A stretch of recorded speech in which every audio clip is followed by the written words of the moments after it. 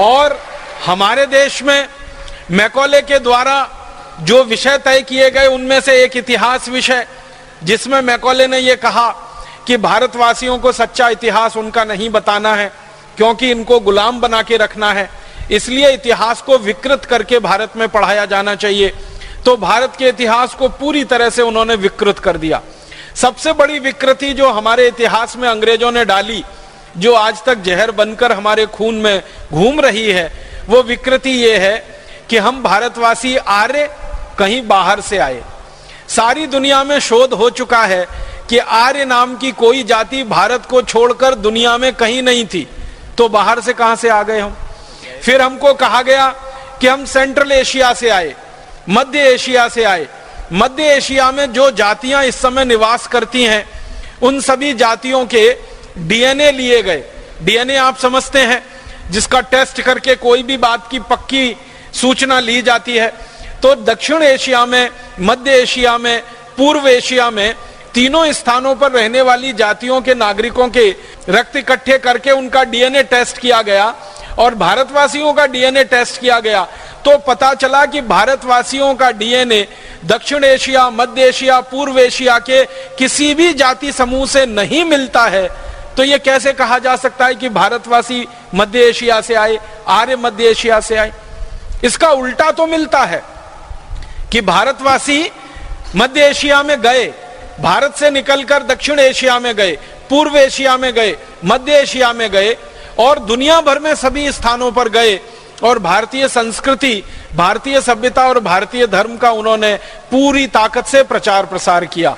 तो भारतवासी दूसरी जगहों पर जाकर तो प्रचार प्रसार करते हैं, उसके प्रमाण हैं, लेकिन भारत में कोई बाहर से आर्य नाम की जाति आई, इसके प्रमाण अभी तक मिले नहीं और इसकी वैज्ञानिक पुष्टि भी नहीं हुई। इतना बड़ा झूठ अंग्रेज हमारे इतिहास में लिख गए और भला हो हमारे इतिहासकारों का, उस झूठ को अंग्रेजों के जाने के 63 साल के बाद भी पढ़ा रहे हैं।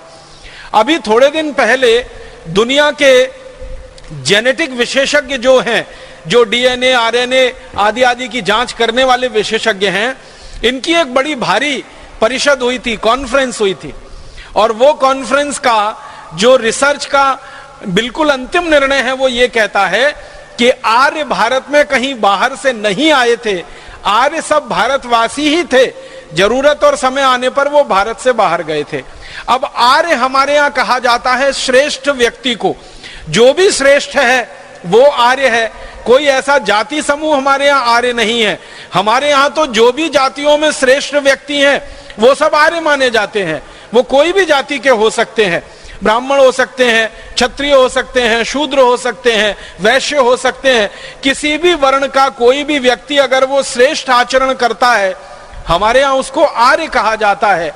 आर्य कोई जाति समूह नहीं है, वो सभी जाति समूहों में श्रेष्ठ लोगों का प्रतिनिधित्व करने वाला व्यक्ति है। ऊंचा चरित्र जिसका है, आचरण जिसका दूसरों के लिए उदाहरण के योग्य है, जिसका किया हुआ, जिसका बोला हुआ, जिसका कहा हुआ दूसरों के लिए अनुकरणीय है, वो सभी आर्य हैं।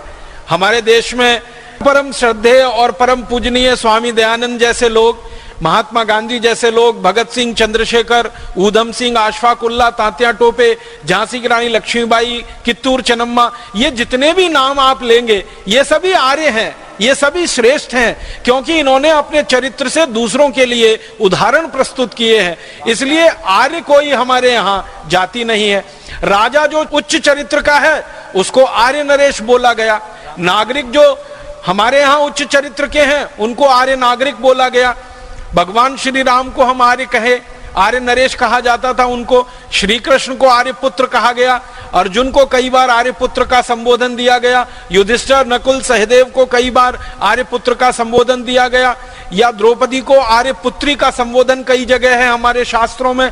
तो हमारे यहाँ तो आर्य कोई जाति समूह है ही नहीं, ये तो सभी जातियों में श्रेष्ठ आचरण धारण करने वाले लोग, धर्म को धारण करने वाले लोग आर्य कहलाए हैं। तो अंग्रेजों ने ये गलत हमारे इतिहास में गुजार दिया और इससे बड़ा एक विक्षेप हमारे इतिहास में डाला गया कि हम भारतवासी हजारों साल से गाय का मांस खाते रहे हैं।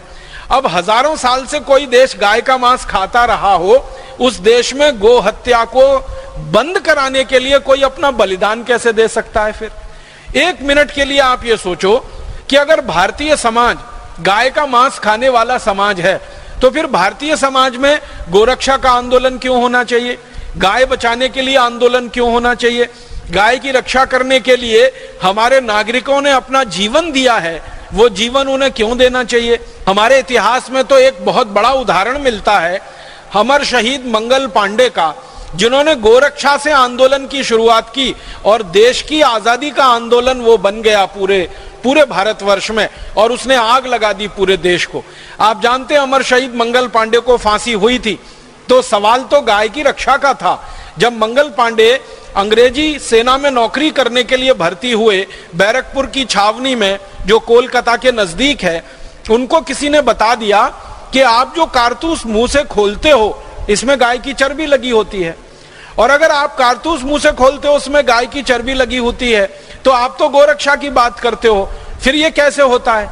तो मंगल पांडे को तो विश्वास नहीं हुआ। उन्होंने एक अंग्रेज अधिकारी को पूछा, जिसका नाम था मेजर जनरल ह्यूसन को मंगल पांडे ने पूछा कि क्या यह बात सच है कि हमको जो कारतूस दिए जाते हैं उस पे गाय की चर्बी लगी रहती है? मेजर जनरल ह्यूसन ने ना हाँ कहा ना कहा। मंगल पांडे ने फिर पूछा, फिर उत्तर नहीं मिला, तो उनको गुस्सा आ गया और उनके हाथ में जो बंदूक थी, राइफल थी, उसको उन्होंने चला दिया और ह्यूसन को मार डाला। ह्यूसन की हत्या हो गई। और यह काम मंगल पांडे ने बहुत सोच समझ के किया था, पूरे होशो हवास में किया था और विवेक के साथ किया था।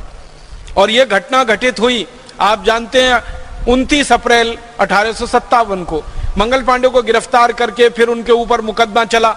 उस पूरे मुकदमे की सुनवाई के दौरान मंगल पांडे ने जो सबसे बड़ी बहस की, उन्होंने अपना वकील नहीं किया था, खुद अपनी बहस की, और उस बहस में वो बार बार ये कहते रहे कि मेरे भारत की जमीन पर अंग्रेज आए, हमारे देश पर उन्होंने कब्जा किया, हमारी गौ माता की हत्या की, हमको गुलाम बनाया, हमारी लूटपाट की, हम ये बर्दाश्त नहीं कर सकते। गाय हमारी मां है और हमारी मां का कोई अंग्रेज कत्ल करे, ये तो मैं बर्दाश्त नहीं कर सकता, इसलिए अंग्रेजों को तो मैं नहीं छोड़ सकता। अगर मुझे आपने जिंदा रखा तो और 2, 4, 5 अंग्रेज अधिकारियों को मैं ऐसे ही मारूंगा जैसे मैंने मेजर ह्यूसन को मारा। इस पर पूरे देश में क्रांति की और बगावत की शुरुआत हुई थी। तो आप जरा कल्पना करो कि जिस देश के नागरिक गाय की रक्षा करने के लिए बलिदान होने को तैयार हैं, गाय कटने से बंद हो, गाय बचे, उसके लिए वो अपना आत्मोत्सर्ग करने को तैयार हैं, उस देश के लोग गाय का मांस कैसे खा सकते हैं? हमारे वेदों में कोई प्रमाण इसका नहीं मिलता। हमारे यहां तो उल्टे प्रमाण मिलते हैं कि गाय को अगर कोई मारता है तो उसको मार दिया जाए, गाय को कोई काटता है तो उसके हाथ काट दिए जाएं, गाय को कोई काटता है तो उसके पांव काटे जाएं। हमारे वेदों में, शास्त्रों में इस तरह के उदाहरण मिलते हैं। तो जिन वेदों में, उपनिषदों में, अन्य शास्त्रों में गाय को कत्ल करने वाले को फांसी दी जाए, ऐसे उदाहरण मिलते हो, वहां कैसे संभव है कि गाय की हत्या करने वाले लोग हों या गाय का मांस खाने वाले लोग हों? अंग्रेजों ने यह सारा विक्षेप हमारे शास्त्रों में भरवाया। आपको सुनकर हैरानी होगी कि भारत में एक मूल प्रति है मनुस्मृति की, जो हजारों वर्षों से आई है, और एक मनुस्मृति अंग्रेजों ने लिखवाई है। आपको मालूम है, हमारे देश में मनुस्मृति की एक प्रति अंग्रेजों ने लिखवाई है, और अंग्रेजों ने इसको लिखवाने में मैक्स मूलर की मदद ली थी। मैक्स मूलर एक जर्मन विद्वान था जिसको संस्कृत बहुत अच्छे से आती थी। उसको कहा गया कि तुम भारत के शास्त्रों को पढ़ो और पढ़कर उनको बताओ कि उनमें क्या है, फिर जरूरत पड़ने पर उसमें रद्दो बदल करेंगे।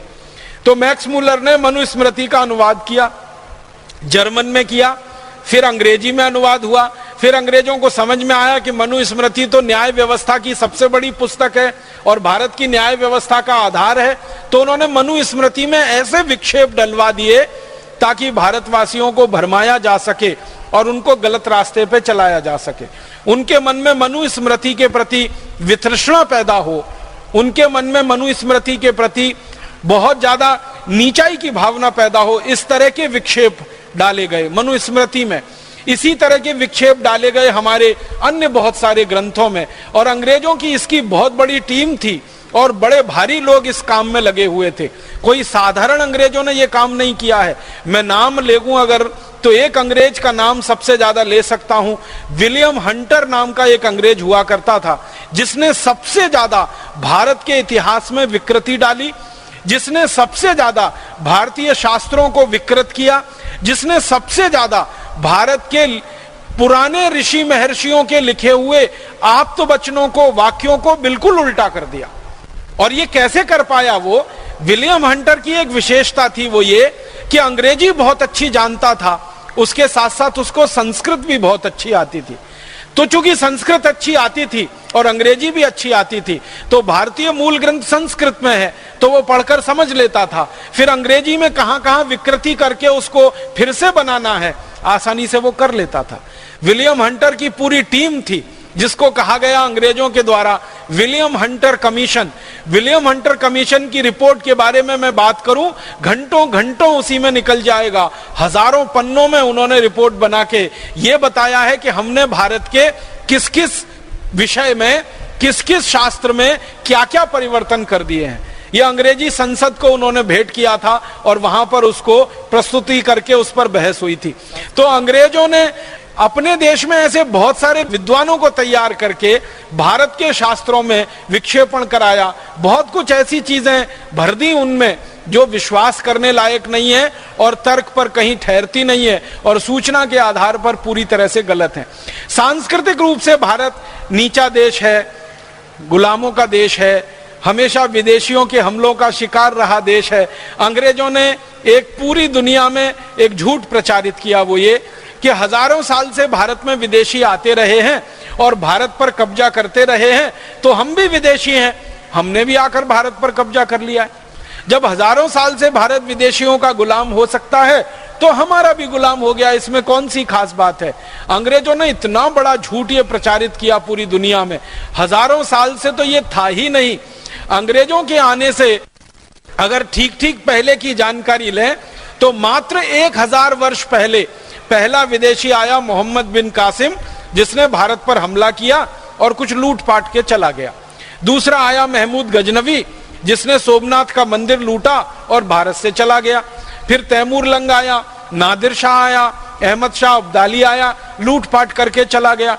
कुछ ही लोग थे जो भारत में आए जिन्होंने लूटपाट के साथ साथ इस देश में राज किया, वो मुगल थे। जैसे बाबर आया, बाबर ने लूटपाट ही नहीं की, भारत के एक इलाके पर थोड़े दिन राज भी किया, फिर बाबर के पुत्रों ने किया, फिर उनके पुत्रों ने किया। ये एक समय है 300 वर्ष का, इसको हम एक खास नजरिए से देखें तो अंग्रेजों का ये झूठ बिल्कुल समझ में आता है कि हजारों साल से भारत विदेशियों का गुलाम रहा, कभी भी नहीं रहा। इसके उल्टे अंग्रेज हजारों साल विदेशियों के गुलाम रहे, इसके प्रमाण तो पूरी दुनिया के सामने है। अंग्रेज सबसे ज्यादा समय रोमन लोगों के गुलाम रहे, रोमन साम्राज्य के गुलाम रहे, फ्रांसीसियों के गुलाम रहे और मजबूत यूरोप के देशों ने अंग्रेजों को समय समय पर लूटा, हमला किया। तो अपने बारे में सच को छुपा लेना और भारत के झूठ को सारी दुनिया में हवा देना, ये अंग्रेजों की नीति थी। और बार बार वो कहते थे भारतीय संस्कृति तो वैज्ञानिक नहीं है, ये तो पाखंड पर आधारित है, ये तो अविश्वास पर आधारित है, इसमें कोई वैज्ञानिकता नहीं है, ये सारे दुनिया में वो कहते रहे। भारत में एक उदाहरण से मैं आपको समझाऊं, अंग्रेजों ने एक हमारे देश में झूठ और दुनिया में प्रसारित किया कि भारतवासी सभ्य नहीं है। तो अंग्रेजों से पूछा गया भाई क्यों सभ्य नहीं है, तो कहते थे कुछ भारतवासी ऐसे हैं जो कपड़े नहीं पहनते। अब हमारे भारत में एक समाज है जिसको हम जैन समाज कहते हैं। जैन समाज में एक दिगंबर पंथ के लोग हैं, वो वस्त्र नहीं पहनते। वो ये मानते हैं कि ये वस्त्र भी जो हैं इनको भी छोड़ देना चाहिए। उनकी अपरिग्रह की भावना इतनी तीव्र होती है कि वो वस्त्रों को भी धारण करने में परिग्रह मानते हैं। तो जैन समाज के दिगंबर पंथ के लोगों ने वस्त्र छोड़ रखे हैं, तो उनके साधु सन्यासी बिना वस्त्र के रहते हैं। अब किसी अंग्रेज ने उनको देख लिया तो लिख दिया कि भारतवासियों को तो वस्त्र पहनना नहीं आता, इनको तो सभ्यता नहीं आती। अब हमारी दृष्टि से हम देखें उनको तो वो अपरिग्रह की चरम स्थिति में पहुंचे हुए सिद्ध पुरुष हैं, त्याग की पराकाष्ठा पर बैठे हुए व्यक्ति हैं, क्योंकि उनको कपड़े भी नहीं चाहिए और अंग्रेजों की दृष्टि से देखें तो असभ्य लोग हैं, क्योंकि कपड़े नहीं पहनते। इन अंग्रेजों को यह बात मालूम थी कि जब अंग्रेज जंगली और बर्बर थे सारी दुनिया में, तो सबसे ज्यादा कपड़ा भारत का ही बिकता था और भारत का ही बनता था। और खुद अंग्रेज हजारों साल तक भारत का कपड़ा पहनकर अपनी नग्नता को ढकते रहे, छिपाते रहे। अंग्रेजों से पहले के रोमन साम्राज्य की बात बताऊं तो 3000 साल रोमन साम्राज्य के सभी राजाओं ने, सभी रानियों ने और रोमन साम्राज्य के साधारण नागरिकों ने भारत के बने हुए कपड़े पहनकर अपने नंगेपन को ढका है और अपने नंगेपन को छुपाया है। वो तो कपड़ा बनाना नहीं जानते थे, पहनना तो बहुत दूर की बात है। जब यूरोप में कोई कपड़ा बनाना नहीं जानता था, सारी दुनिया में भारत का कपड़ा बिकता था और 3000 साल भारत ने कपड़े का निर्यात करके सोना कमाया है। भारत का कपड़ा बिकता था तौल के हिसाब से। तराजू के एक पलड़े में कपड़ा रखा जाता था, दूसरे पलड़े में सोना रखा जाता था। भारत का कपड़ा अगर 1 किलो का थान है ना, तो बराबर 1 किलो सोना मिलता था उसके बदले में। तो हमने कपड़ा बेचकर सोना कमाया है, इसलिए सारी दुनिया का सोना भारत में आया और इसलिए भारत सोने की चिड़िया बन गया। यह सत्य अंग्रेज जानते थे, लेकिन जानबूझ के उन्होंने इतिहास में यह डाल दिया कि भारतवासी तो असभ्य हैं। बहुत सारे ऐसे उदाहरण हैं। तो हमारी संस्कृति को नीचा दिखाना, हमारी सभ्यता को नीचा बताना, हमारे इतिहास को विकृत कर देना, शिक्षा व्यवस्था को हमारा पूरा तहस नहस कर देना, हमारी भाषा को तहस नहस कर देना, इन सब के पीछे अंग्रेजों का मूल उद्देश्य अगर था तो एक कि भारत को गुलाम बनाकर रखना है ताकि इस देश को लूटा जा सके। हम अगर किसी के गुलाम होते हैं तभी हम लूट सकते हैं। अगर हम स्वतंत्र और आजाद हैं, हमें कोई नहीं लूट सकता। आप अपने घर के बारे में यह समझने की कोशिश करिए कि अगर आपका घर स्वतंत्र है, आजाद है, स्वाधीन है, तो आपके घर पर कोई हमला नहीं कर सकता, आपके घर को कोई नहीं लूट सकता। लेकिन अगर आपका घर किसी का पराधीन हो जाए, किसी का गुलाम हो जाए, तो जो आपको गुलाम बनाएगा, जो पराधीन बनाएगा, वो कभी भी आपके घर को लूट लेगा और आप कुछ नहीं कर पाएंगे। तो अंग्रेजों ने यही किया, भारत को पराधीन बनाना, गुलाम बनाना, ताकि भारत को लूटा जा सके और लूटने के लिए भारत के मन को तैयार किया जा सके। और मानसिक रूप से भारतीय लोगों की तैयारी हो तो शारीरिक तैयारी तो हो ही जाती है। कहा यह जाता है, गोस्वामी तुलसीदास जी ने एक बड़ी ऊंची बात कही है, मन के हारे हार है, मन के जीते जीत। अगर मन से कोई व्यक्ति हारता है तो आसानी से गुलाम बनता है, और मन से नहीं हारता तो शरीर से आप उसको कितनी भी प्रताड़ना दो, वो गुलाम तो नहीं बनेगा, मर जाएगा, खप जाएगा, लेकिन गुलाम नहीं बनेगा किसी का। अंग्रेजों को यह मालूम था कि भारतवासी गुलाम नहीं बनेंगे आसानी से, क्योंकि मैकॉले अंग्रेजों की संसद में 2 फरवरी 1835 को यही भाषण दे रहा है। वो कह रहा है कि मैं संपूर्ण भारत में घूमा, मैंने किसी को भिखारी नहीं देखा, किसी को चोर नहीं देखा, कोई गरीब नहीं है, कोई बेरोजगार नहीं है, शिक्षा में भारत बहुत ऊंचा है, सभ्यता और संस्कृति में भारत बहुत ऊंचा है। और अंत में कहता है हम भारत को गुलाम नहीं बना सकते तब तक जब तक कि भारतवासियों की रीढ़ की हड्डी, जो उनकी संस्कृति है और जो उनकी शिक्षा व्यवस्था है, इसको जब तक हम नहीं तोड़ेंगे, भारत गुलाम नहीं बनेगा। तो संस्कृति को तोड़ना, शिक्षा को तोड़ना, सभ्यता को तोड़ना, ये सब जुड़ा हुआ है मन के तोड़ने से। तो हमारा मन गुलाम बने, हमारा मन टूटे, इसके लिए अंग्रेजों ने ये सारे प्रयास किए और उन प्रयासों में वो कामयाब हुए और भारत को 250 साल गुलाम बना के रख लिया। अब जैसे ही आजादी आई 15 अगस्त 1947 को, तो हमें वो करना चाहिए था जो मैकॉले के किए का बिल्कुल उल्टा था। मैकॉले ने भारतीय शिक्षा व्यवस्था का नाश किया। 7,32,000 गुरुकुल जो इस देश में चला करते थे, संस्कृत भाषा के आधार पर शिक्षण दिया करते थे। 97% हमारे देश में साक्षरता हुआ करती थी उन गुरुकुलों की मदद से। इंजीनियरिंग पढ़ाई जाती थी, मेडिकल पढ़ाया जाता था, मैनेजमेंट पढ़ाया जाता था, धातु शास्त्र पढ़ाया जाता था, चिकित्सा शास्त्र होता था, सर्जरी पढ़ाई जाती थी। ऐसे 18 उच्च शिक्षा के विषय हुआ करते थे।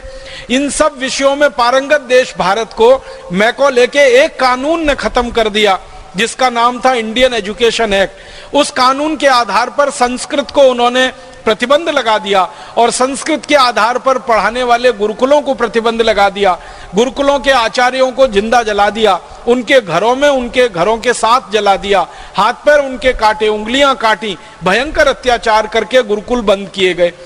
आजादी के बाद क्या होना चाहिए था? जो कुछ मैकॉले ने किया उसका उल्टा करना चाहिए था भारत सरकार को। अंग्रेजी खत्म होनी चाहिए थी, अंग्रेजों के बनाए गए कॉन्वेंट स्कूल और पब्लिक स्कूल बंद होने चाहिए थे, और जो गुरुकुल कभी चला करते थे इस देश में, जिनके आधार पर 97% साक्षरता थी पूरे देश में, उनको पुनर्जीवित करना चाहिए था। लेकिन भारत सरकार ने ऐसा कुछ नहीं किया। ना अंग्रेजी को खत्म किया, ना कॉन्वेंट स्कूल बंद किए, ना पब्लिक स्कूल बंद किए, ना वो झूठा इतिहास सरकार ने बदला। मुझे तो बहुत दुख होता है ये कहते हुए कि भारत के इतिहास की पुस्तकों में महाराजा रणजीत सिंह को डाकू कहा गया, भारत के इतिहास की पुस्तकों में अमर शहीद भगत सिंह को आतंकवादी कहा गया, भारत की इतिहास की पुस्तकों में अमर शहीद चंद्रशेखर आजाद को आतंकवादी कहा गया, भारत की पुस्तक में अमर शहीद अशफाक उल्लाह बटुकेश्वर दत्त को आतंकवादी कहा गया, पंडित राम प्रसाद बिस्मिल को आतंकवादी बताया गया। अंग्रेजों के लिए ये सब क्रांतिकारी नहीं थे, अंग्रेजों के लिए तो ये आतंकवादी थे, लेकिन भारत के लोगों के लिए तो ये क्रांति मूर्ति थे, क्रांतिकारी थे, वीर पुरुष थे, साहसी पुरुष थे, जिन्होंने हमारी आजादी का रास्ता हमको दिखाया। तो हमारे लिए तो वो वीर पुरुष हैं, हमारे लिए तो अनुकरणीय है, उनको हम आदर्श मानते हैं। लेकिन आजादी के बाद की किताबों में अभी भी उनके लिए आतंकवादी शब्द आता है। बहुत दुख होता है। और उससे भी बड़ा दुख होता है कि भारत की सत्ता व्यवस्था में शीर्ष स्थानों पर बैठने वाले मुख्यमंत्री और मुख्यमंत्री स्तर के नेता अमर शहीद चंद्रशेखर आजाद को अभी भी आतंकवादी कहते हैं, और कहते ही नहीं है, मानते भी हैं। और मुझे उससे बड़ा अफसोस है कि जो अमर शहीद चंद्रशेखर आजाद को आतंकवादी कहे, वो किसी देश का, किसी प्रदेश का मुख्यमंत्री बनकर रहे। इससे बड़ी विडंबना इस देश में कुछ नहीं हो सकती। हमें तो यह होना चाहिए कि अमर शहीद चंद्रशेखर आजाद को आतंकवादी कहने वाले का हर तरह से नामो निशान मिट जाए, ऐसा इस देश में प्रयास होना चाहिए, ऐसा अभियान चलना चाहिए, बनिस्बत इसके कि अमर शहीद चंद्रशेखर आजाद को आतंकवादी कहकर गाली देने वाला मुख्यमंत्री बन जाए किसी राज्य का, और मुख्यमंत्री बनकर लूट करे पूरे राज्य के संसाधनों की। शर्म है, अफसोस है इन सब विषयों पे। तो हुआ ये है इस देश में कि आजादी भौतिक रूप से हमको मिल गई, अंग्रेज हमारे यहां से चले गए, लेकिन अंग्रेजों के बच्चे इसी देश में छोड़ गए। मैकॉले मर गया, लेकिन मैकॉले के मानस पुत्र इस देश में अभी भी जिंदा हैं, जिनको हम काला अंग्रेज कह सकते हैं। उन्होंने जब से आजादी के बाद इस देश की व्यवस्था को संभाला, सरकार को अपने हाथों में लिया, अंग्रेजों का बनाया हुआ और अंग्रेजों का बिगाड़ा हुआ कुछ भी इस देश में उन्होंने दुरुस्त नहीं किया।